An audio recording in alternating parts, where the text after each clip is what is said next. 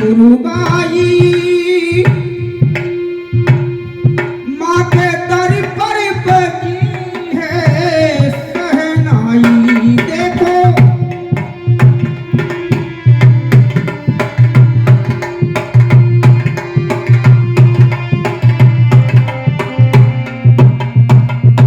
देखो चलने लगी ठंडी गुरुबाई माँ के दर पर बजी है सहनाई। और साथी में ढोल नगाड़े बजने लगे फिर भी तुम ना जगे। जागो जागो मुर्दा मेरे तो सुबह हो गई।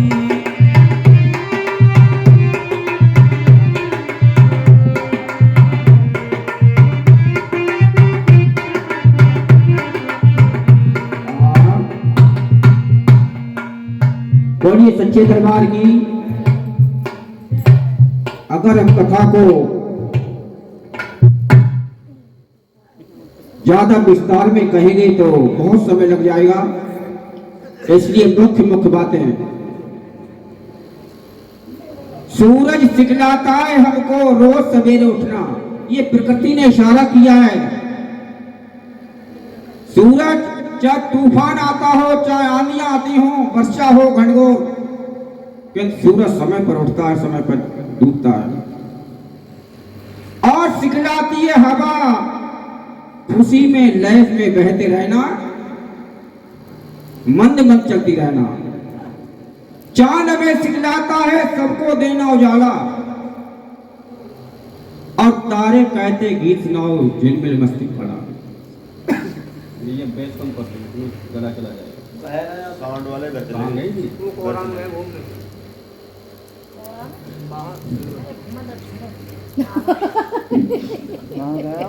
एक बिजली का बिल आप जलाओ, सरकार कितना पैसा लेती है, क्योंकि तुम्हारा चांद सबको उजाला देता है, चाहे अमीर हो चाहे गरीब हो, फिर ही बिल्कुल।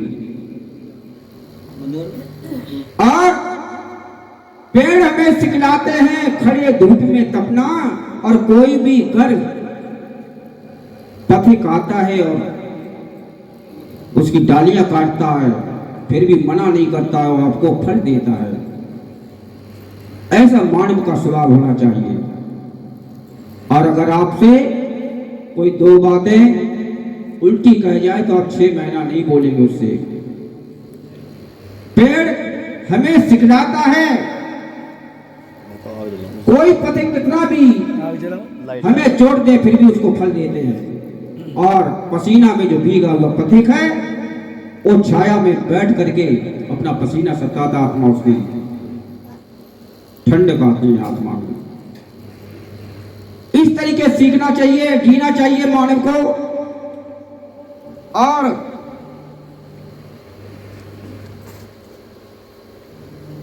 ये सच में बहुत ही दुख भरी है, आंखों में आंसू आ जाते हैं। कथा यहां से शुरू होती है।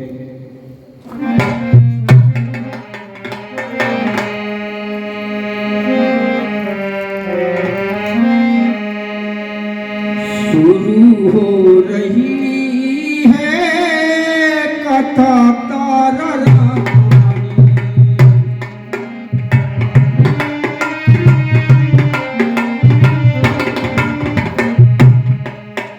शुरू हो रही है कथा तारा रानी, दो बहनों की है हमारी कहानी।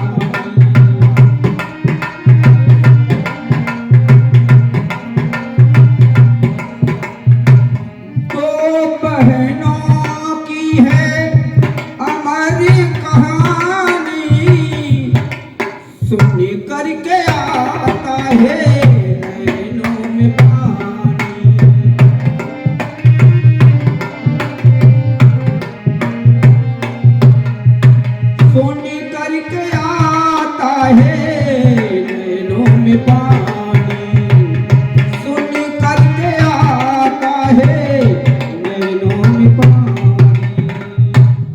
दो बहनों की ये अमर कथा है।